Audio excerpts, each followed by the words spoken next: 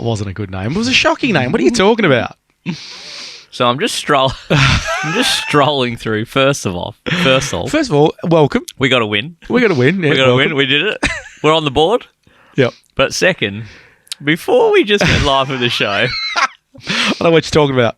you were telling me the Eagles' injury list from the game. 14 deep. And you're reading out names that I had not seen on this injury list, and I saw it hours ago. Nah, I know what you're talking about, mate. So you said Darling foot, Dom Sheed 8 weeks, and I'm going 100%. He was injured. He pulled up lame. But what happened, as it turns out, that you were looking at 2022. Look, I might not have put in the correct year, all right? I might not put any year at all. But I tell you what, though, it had 14 injuries. It looked real. There was probably more. Look, it's not, like you said, it's not actually too far off, which is not something we're laughing about the coincidence, not the injuries, people. Oh, I tell you. Yeah, geez, you had me going there. I was like, what? They've lost 10 players. Yeah, they lost 14 according to that stat back in 2022. I looked at you and went, no way. And then you paused and went, 2022, they lost those players. Far out, dude. It is what it is. Look, you know what they say, 60% of stats are made up on that at that point in time. That's a made up stat. Exactly my point. I think we have to relinquish you as... I'm a statistician. I don't even get it, because you did this last week as well when you were looking at like Derby winning margins. And you're like 80, 110, 140. And I was like, where are you getting these from? The last Fox Footy. The last three were won by Freo, and they certainly weren't those big margins that you were calling out. There were some decent ones, but not that. And the weird thing is, people, he's not just making. He's Googling something to get these numbers. Like he showed me. No. That was from Fox Footy. And then you've gone to Fox Footy for it. So you've literally typed in Eagles injury list. Oh no, that wasn't through Fox Footy. No, that was actually through Pinterest. What?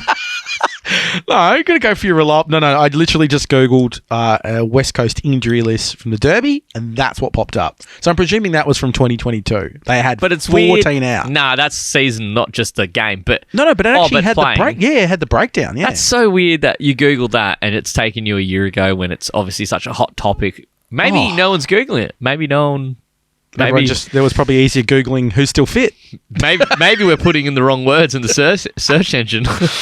Who is still playing? Yeah, mate. I'll tell you what, it's going to be an interesting. It's not who's best 22. It's who is the 22. That's nothing more. But brutal. Anyway, look, we're a Docker show anyway, but obviously going to talk about them because they're the opponent. But back to Freo, and we got the win. We did we got the bickies. Exactly what we needed to do. I thought the first quarter was just really attractive footy from both sides, to be honest. It was not a lot of defense, and that clearly came out in the second third quarter a little bit more about the defense. The coaches probably would have been like, oh, great kicking goals, but now I'm going to spray you because the other team's doing the same. Yeah. But it was really nice. It was really like fun football to watch. It was really good. And then and Shuey was killing in the centre, and not even just the centre. Obviously, when he was playing at the halfback, and he'd sprint from the halfback into the centre clearance to give that +1 around the ball. Yeah. And he was best on ground for me in that first quarter with probably Sarong as well. But Shuey, I think, pipped him as more damaging. And then I was kind of like, you tend to follow your biggest rivals, and they're just crosstown rivals, right? Yeah. So I followed Shuey through most of his career and went, look, he's probably going to be pretty cooked after that first quarter from the hard running he's done and the physical. A lot of ground, it was just good. And it was his sprinting that undid his hamstrings, right? Which is what happened all last year, even the year before. So, and I was at the start of the second, and I leaned over to my wife and I went, I reckon Shuey's done already. As in not going to do an injury, but I reckon he was like, he'll be out of gas now. He hasn't been fit for 2 years, and he's just blitzed an amazing quarter of football. And that, I don't know, it takes your toll in front of I can only imagine, it takes your toll in front of such a hostile crowd as well. I don't think it was that super hostile. I think it was 40,000 Freo and then 16,000, 17,000 West Coast. So still a decent split, but still had their supporter base. And then, I swear I turned my head away and looked back, and he came off. I was like, okay, that's not him having a rest. That's he's done it. Yeah. Let's get some ice, boys. Yeah, and then it all unfolded for West Coast. But in terms of Freo, there's a few things that really came good for them. The biggest one probably was the first goal. Luke Jackson got his hands to it, handballed out to him in a bit of a floater kick. But it went through. It was a mongrel looking kick. It went through the big sticks, somewhat not elegantly, but went through. Oh, it was shocking. And the celebration was there, which is great. I mean, he's been a Freo supporter his whole life, so how's that your first goal against West Coast 2 and you win it? And he hadn't won yet for Freo, and he had all that media come after him. So, mate, they were trying to lynch him the previous week. String him up from a tree. It was so bad, wasn't it? Yeah. And they're doing it to West Coast this week about their injuries, right? Yeah.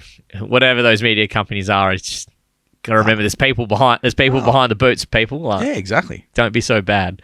Don't be so rude. Maybe talk about some good stuff once. But anyway, that was a really nice moment. The boys all got around him, and I saw some interviews of his nickname's Dogger, or Jacko. Yeah. So I saw some interviews of Dogger, and he doesn't even strike me the person to read media. Like, I love it. He's just, I don't even know. I don't want to imitate his voice. He's just such a laid back, chill guy. But it's like, I don't even know what they're saying, but I understand that media's there. And, I'm just trying to do my part for the boy. Like, and I genuinely believe that he's not there Googling his name. Yeah. He just seems like the kind of bloke a bit like me with the stats. Yeah, maybe he's Googled the wrong Jackson or something. I don't know. The wrong Luke. But yeah, I just thought it was like really authentic that he just probably genuinely doesn't know what anyone said about him. So thought it was pretty funny. And, he got 7 tackles as well, which is really good from a big man. Yeah. And he got a clearance in there. And then even though the first one was so special, the big mark where he sort of came on a little bit from the side, a little bit over Barris and Tabs in the goal square is exactly what I thought he was going to do. Yeah. And he's done it. He got his hands to it. He kept it dragged down. Because I think he only had 2 or 3 marks throughout the game and 12 disposals. So, and I think he had a few hit-outs too, maybe 15 or 16. So, so he's got the hit-outs. He's got the marks. He's kicked 2 goals and he's got 7 tackles and a clearance. So that's a nice foundation for him to build. He was still rated in like the top 8 or 9 players. I think it was like 8 or 9 from the ground. Because obviously he gets the hit-outs, the tackles, which is really good. Score-wise for, what is he, a roving ruckman? I don't even know. Roving ruckman key forward. He's got it all. And he goes back in defence too as well. So, well, when he's on ball. But, I thought that was really nice for him and for Walters as well, for what he did after playing a half game of footy, plays a full game. Yeah. Absolutely influential. Has he got 6 goals in 6 quarters of footy? So he's literally going at a goal a quarter for a small forward in his 30s. That's pretty good.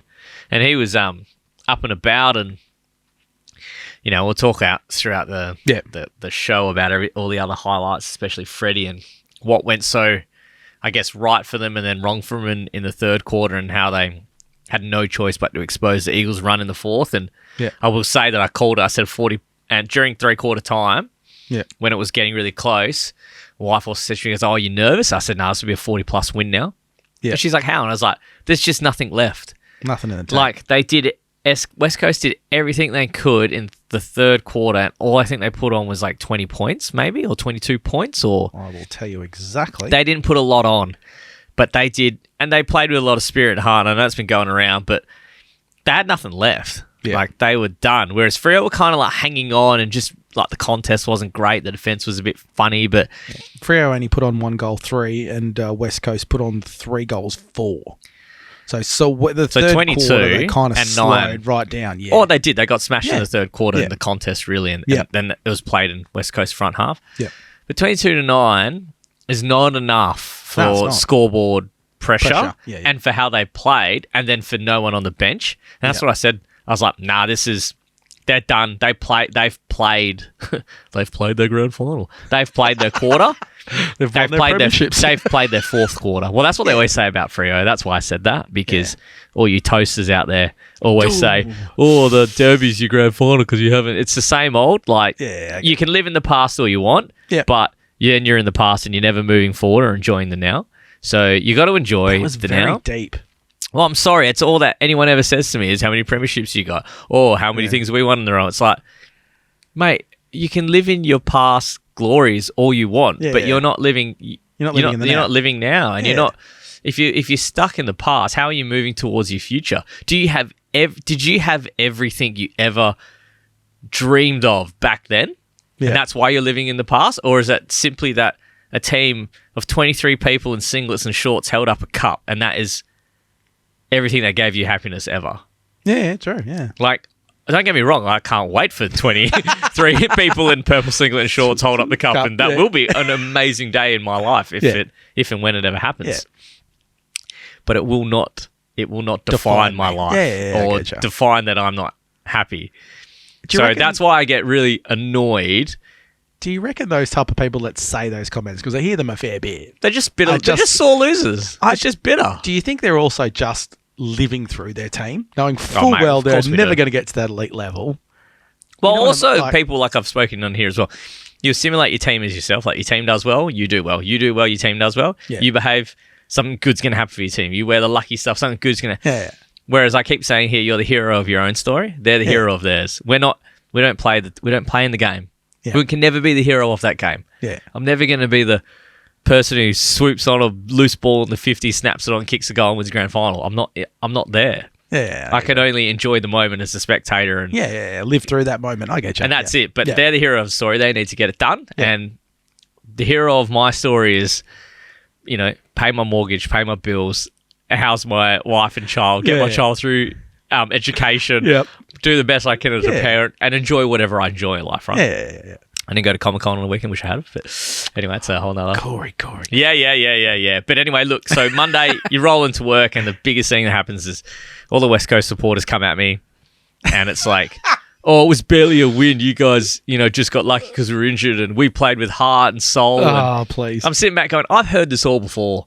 Yeah. Like a few years ago, I think it was 2 years ago, we lost all our bench bar one. Yep.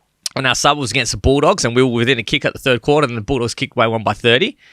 And nothing was spoken about how, like, Freo did so well to hold... Like, the media just was like, injury carnage, ha, ha, ha. And it's like, we've been here before. Like, I know it was one more than anyone's ever experienced, maybe. I don't even know, like, what the stats say. Yeah. But you lost. That was some cold-hearted shit, right? That you lost. You lost. Like, you lost. Your team did not win. A lot of the players that went down, it was really weird. They said it was like, oh, it was collision. It was like, no, it wasn't. No, it wasn't a collision. Your older players are old.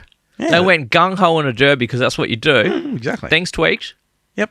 They're overexerting themselves. They busted their absolute nut for the first half. Were they fit enough from last year, or the scrutiny that the media laid on them? Probably not. So it felt like maybe they had to? Do you think also it would have boiled down? They got smashed in that fourth quarter. They had no run. Do you reckon they probably might not have been performance managed enough? Like, because there was a lot of players there. Like, you take Liam Ryan for example. When he was on, the guy ran flat out. Like, there was no performance manage of someone of his age and quality. I couldn't tell you what their base level of fitness was at the time, but what was. Again, I know we got to go to a break shortly, but what's weird with that situation is he went up for the big mark, came down heavy. Yeah. And then whatever's happened. He's actually done his hamstring now, as everyone knows, and it's surgery. And they made him play, or maybe he wanted to play. I don't know how that scenario played out, but he stayed on the park because their bench had no one on it. Yeah, there was no one there to sub out. At some point, do you just play 17? I don't know. I don't even know how that works with a 6-6 rule. Like, do you get pinned because you don't have 6 because you just don't have 6 players? Anyway, look, that's something for the books to look at, but... Like, Liam Ryan flies. His name's Flying Ryan. Yeah. That is a consequence, a potential consequence of flying. Crashing. Whether that's or not what he did, but he took a big hit when say he grabs that and brings it in, that's probably mark of the year. It probably is. And it could inspire the team to get up and win, right? Not to mention the close to being concussion rule, because he came down hard. Dude, came down hard. Like, he flew. That was, like, impressive air, but... with every action is consequence. Reaction. Even if the consequence is positive or negative, there's a consequence. Yeah. Of trying stuff like that. Same as Shuey sprinting off the back. Like, yeah. Is that the right thing to have done? It's all in hindsight, right? It's beautiful to analyse. 2020, I get it. I'm just saying that a lot of their injuries were really bad luck, but also circumstantial from just the way those certain players play. Yeah. And their age as well doesn't help. As we know, the older you get, it's harder to come back from injury. Yeah. It truly is. Look at Nat Fife. He's one. He's still not on the park. He's got plantar fasciitis now. Like, he was... How long are we thinking? Oh, they reckon 2 weeks and he'll be back in the Gold Coast game. But I wouldn't bet on that. Yeah. But it's the same thing. Like, the older he has gotten, the less he's on the park as well. Like, he's barely been on the park for 2 years. This is his third year. He's barely on. He's almost a shell of himself because he's got no continuity in his football. Yeah. Just like those players. Like, where's Elliot Yeo still? Like, he's getting on. They reckon he might be back this week for West Coast, but he hasn't gotten up either. Like, he's been injured. Then you just get those really weird players that are older and just never get injury, like Pendlebury and David Mundy. They just keep pairing on. But if I was to tell you, and I'm not being rude to Pendlebury and David Mundy, they're two of the slowest players I've ever seen. But timing. Yeah. They have perfect when they have the ball in there and they're both beautiful kicks. Yeah. None of them do sprinting off a back. They don't. They just don't. But they don't have to either. That's the problem. Yeah. It's a different style of, I'm older, I got to do this, I got to move a different way. They don't go for big pack marks. Like, no, they don't. Yeah. No, they don't. They don't have to. Now, McGovern's probably in a bit of a different situation because his defender's got to jump and punch, but that's an older defender. Jump and punch, jump and punch. Yeah. An older forward is jump and mark, like Kennedy, who I was out so much as well. He was older. Yeah. Forward, same as Pav when he got older. And then midfielders is burst run. Yeah. Like, a winger run all day, so it's a different kind of aerobic. Do you think that's the problem with the game at the moment? Because if you compare that to, say, the game back in, let's say, late 90s, early 2000s, it was very much positional football. You had key forwards. Yeah, it'd be cool to see those, actually look at the stats from the early 2000s below and go, how many hamstrings did you have opposed to now? I know syndesmosis wasn't even around back then. I don't know if we just because we didn't call it that. I don't know what that is, but yeah, it's definitely the K's and the legs, and that's why when you play as a sub and you play half a game, they make you do top up running after. Yeah. So you got to go do your laps or whatever you're doing. So yeah, it's a really interesting one to look at. You look at age demographic of a team and position and how that and what the most common injuries are from it. Like, it's just real interesting. Like, I'm not going to say anything about it. I mean, Cripps got his foot stuck under, but he's an older player too, but he broke, like, that's completely accidental. Yeah, that's just situational circumstances. You know, whereas, like I said, McGovern and Shuey pulled up. Liam Ryan put him, like, if that's when he did do it, when he came down and then maybe the leap did it. I don't know. I haven't looked into it enough, but it just seems like there's more and more injuries now because we are playing, in principle, a faster game. But then if you compare it to, say, the likes of, your Pluggers or your Dunstals or even your Fraser it's a rebound game too, right? So it's, it's run one way, ball gets turned over, quick run back the other way. Yeah. Support your and it's team defense as well. Yeah. Go support your defense, run. Yeah. Oh, now go run up to the forwards and so they can lock it in on the 50 arc. Lock it in, run. It's a lot of running. It's a lot of directional change as well. Because everyone, again, in the media says we want to see a faster game, faster transition, faster game, faster transition. But do people really want to see that, though? Because when was the last time we had someone score 100 goals in a season? Kick 100 goals? Yeah. I think Buddy was the last, was it? Which is a while and look, ago now. And he plays very much But you're right. You know what I mean? Oh, yeah, he does. Kicking in the 50, he's there, he'll mark it. But if you compare them to, say, even like that Dunstall. key 50 things. Yeah. It's quite funny when you say, like, full forward or key forward. Yeah. You can almost go, he's not running. Not really. Like, that's not. Should we change the names? Yeah. They're not full forward. They're forward-esque. Forward-esque, yeah. They're forward sometimes. Depends how far back in defence it is. If it's right in defence, they're actually playing wing. Yeah, link up wing. No one in the forward 50. Yeah, it's quite funny, isn't it? You should just say you're all midfielders. So I'll go kick goals. Swap defence whenever you want. I don't care. Anyway. All right, we're going to have a very, very quick break. We're going to do a little bit of music now. Remember, you can pop over and check out HB Media on Podbean, Live and Loose podcast, and catch the previous episodes of The Big Anchors with Roscoe and Corey. This obviously show will also get replayed as well during the week on Edge Radio Australia.